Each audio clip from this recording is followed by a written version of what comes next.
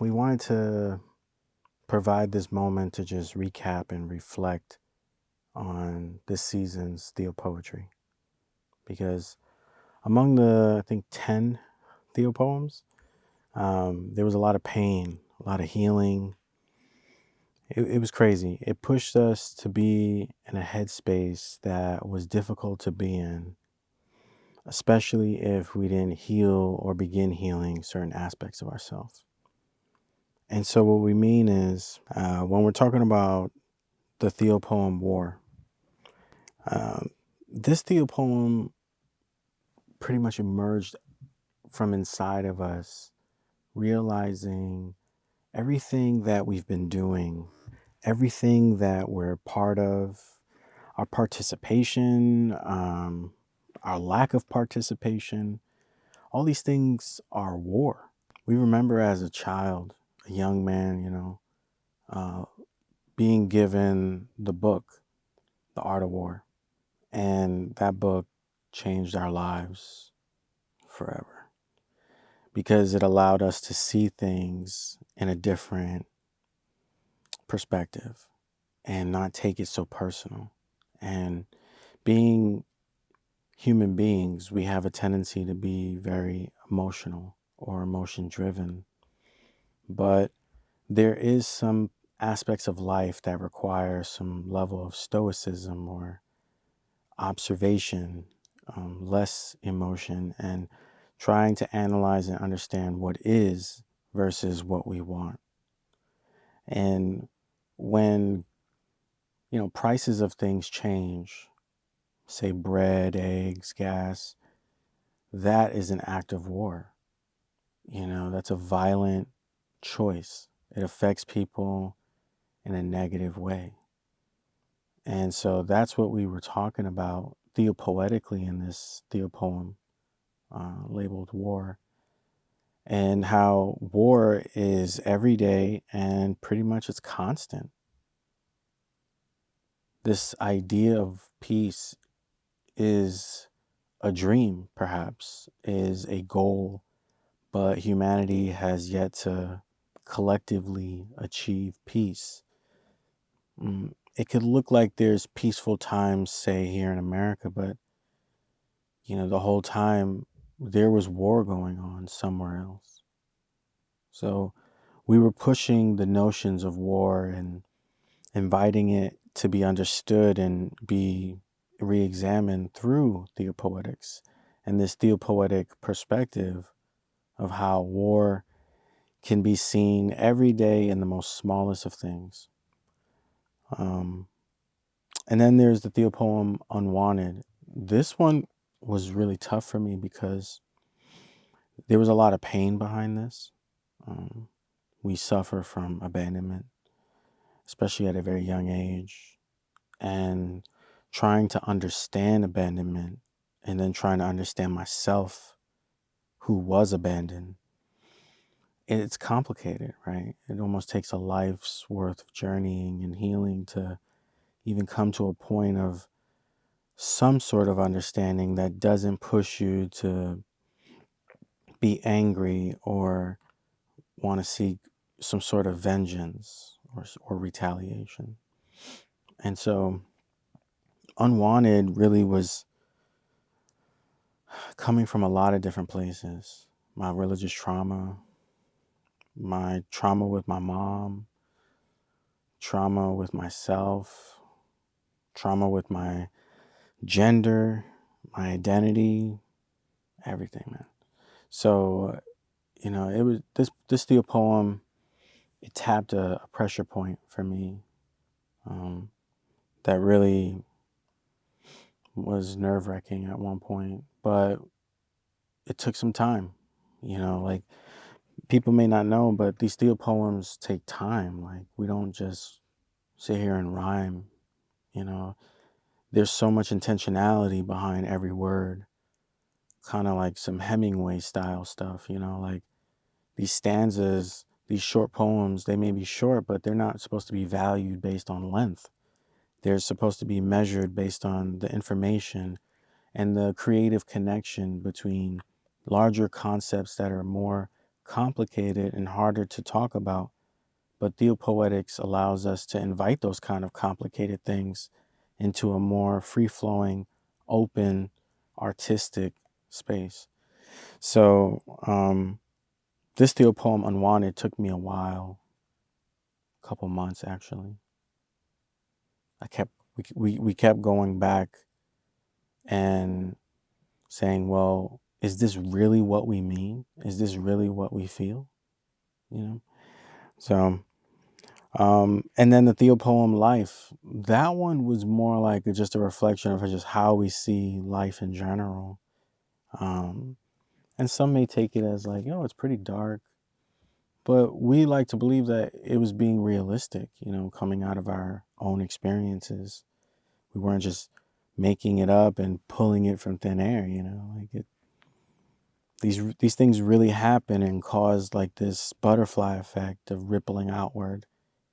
And we, through Theopoetics, turn something that was harmful into something hopefully that you can consider as helpful and healing, as a testimony, an example of maybe you could see this in your own life. This Theopoem, assholes.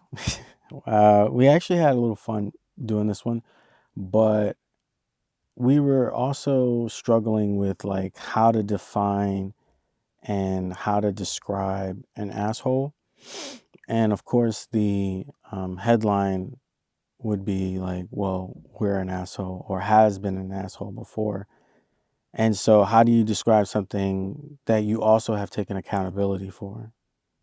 So theopoetically, everything that was brought up in this Theopoem is something that we have dealt with, thought about, or even thought was, the right thing to do or the proper thing.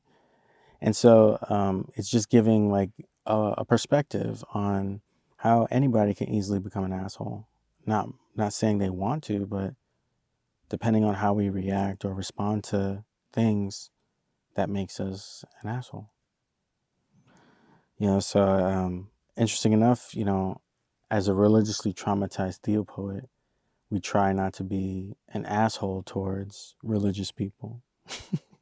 Like seriously, like we have nothing but love for people, and we don't think that based on your beliefs or your religion that we cannot be friends or share love, help one another. But we strive really hard to not offend our religious friends, and we keep always trying to be considerate, because even though we may bring up truthful things, we also don't want them to misunderstand the context in which how we bring it up. Like people in the past for me have naively assumed that we were talking of demonic things, or that we were making things up or something. Yeah, there's a whole bunch of crazy stuff out there that people just felt the need to express and share, and that's cool, but that's not our truth. Like we don't do what we do because we're trying to harm more. We do what we do because we're trying to help heal more. We're trying to be a light in a dark, dark place. And so we've seen other advocates throughout history trying to be the light for so many, and you see what happens. We're not trying to become that. We're not trying to become a martyr or trying to be like Jesus or like Martin Luther King or something like that. Like, you see where they ended up. Their story ends with death by empire. If anything, today's revolutionists has to be considerate of empire and how they will retaliate. Gandhi's philosophy of nonviolence can be used to an extent. We're dealing with an opponent, the elite, the oppressor, whatever you want to call them. But they're at a level of managing that they don't care about your morals or feelings. They don't follow your religions. They actually live beyond those things. So they don't live by the same rules as you and me. And so that is very significant. We have to call a spade a spade. MLK's dream is still lingering in a lot of us, but how we move forward cannot be the same. We saw a generation of civil rights here in America, where they were just treated barbarically. So obviously we can't use those same tactics. We have to use different tactics. And so for me, based on who we are and how we identify and our skills and our talents, our feeling of purpose, it has led us to, practicing and writing and speaking Theopoetics in our own way. Not just in an academic setting or in a seminary, but outside, in the public, among the world, across the world. That's huge. But yeah, the Theopoem, Me Mama, this is a classic. This was more of a tribute to my mother, my late mother, Andrea. And yeah, our relationship was very, very complicated. But, she definitely made me part of who we are today. And we give nothing but thanks and gratitude towards that. Down to even the trauma and abuse. If not for those things, we would not have felt the need to go down the path that led us here. So, thanks, Mom. Next, the other Theopoem, What If Today Was the Last? That one was just interesting because it was more eschatological, which could be every day, every moment. That's the interesting thing, eschatology is the study of the process of starting and beginning processes, like the ending of something and the beginning of something new. And so we don't just look at like time periods, but looking at process of events and then capture those into time periods. Time periods are based on the events. Like, for example, medieval times, the Renaissance period. These are all given their names and titles based on the events that were taking place during that time. And so with eschatology, it gets interesting when you apply Theopoetics, because then you start to see that the everyday, mundane, divinity, God, the universe is there, at play. So it does push us to even consider being more grateful and appreciative of breathing, of having mobility, of being alive, of being able to, share, love, help, But yeah, the next Theopoem, Land of the Slave. This one was tough because we actually a while ago started this Theopoem, and we've over the years just edited it and really pushed it to a place of capturing more of what we're feeling and what we're saying to be true, inside of us. And so it was hard to even acknowledge, like, damn, we're a slave, but what does that mean? It's not really a reflection of who we really are. It's an identifier of what has happened to you. That's how we look at it. So when we say, we're a slave in a land for slaves, we're referring to America with the K, to really push the imagination to see that the current nation and country that we reside in is being led by and is being governed in a very fascist way that's very similar and identical to what Nazis were doing in Germany. And so when you start to see these things, you can't help but say, wow, like America is just one large plantation and we're just all slaves, and we're eating up these lies that suggest that we're in the land of the free and home of the brave. And we are very patriotic. I mean, we fought for our country. So, we served 5 years during the Iraqi-Afghanistan war. So, me sitting here giving you this is not because I'm some civilian that did nothing. I'm saying my boots were on ground. I've seen this shit firsthand. And I'll be first to let you know, like, it's all an illusion. It's not real. It's only real because we believe it. Think about that.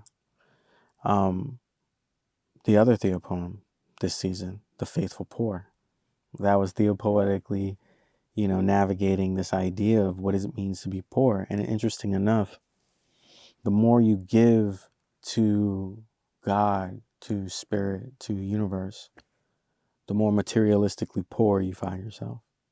It's like this interesting theopoetic relationship, between wealth and poverty. You can be spiritually wealthy, but physically poor. You can be physically wealthy and spiritually poor. And then you're still trying to make yourself whole. So what does that look like? Balancing out your materialistic world and your spiritual world. That itself is the journey, right? And that's what the faithful poor was trying to allude to, that, we should not be ashamed of being poor. Perhaps being poor is a badge of divinity, that we're on, a faithful path, and we're not being ruled or controlled by physical money from this physical world. And 9 times out of 10, it's the emperor's money, the empire's money, which 9 times out of 10 is fiat money. It doesn't have real value. So again, it goes back to, how much do you believe in the lies?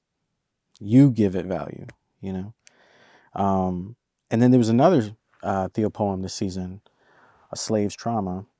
This one took more of a perspective of the suffering and healings of acknowledging and being aware that you are a slave. And what does a slave's trauma look like? And finally, the last Theopoem of the season was To Be a Drop. This Theopoem was interesting because we were actually trying to put ourselves in the position of an inanimate object.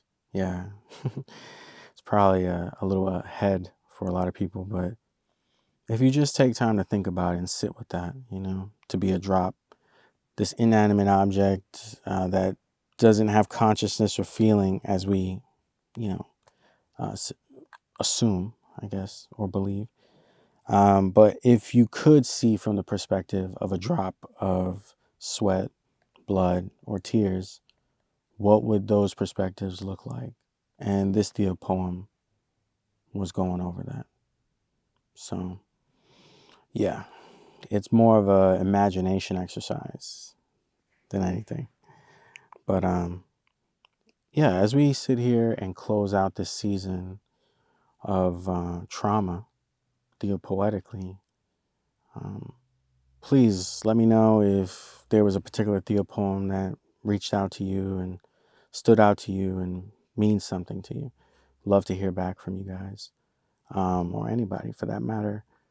We're working on the next season, which is going to be called a God series.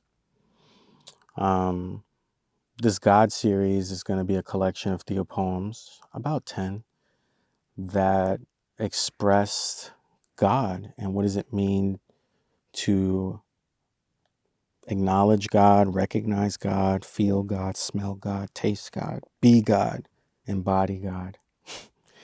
So it's going to be a pretty interesting season. Look out for that. It's going to release more than likely the first week of November. So we have the rest of the month to reflect on this trauma series season and really prepare for the next season. Really love the support from everybody over the years. Love that, people really like, subscribe, and support. Really don't have to say that too much at this point. It's just common sense, right? Like, everyone's doing that. If you like the content, like it, subscribe. We're going to be having a lot more content coming out. We have a lot planned. So just stick with us and it'll be an interesting journey. Thank you.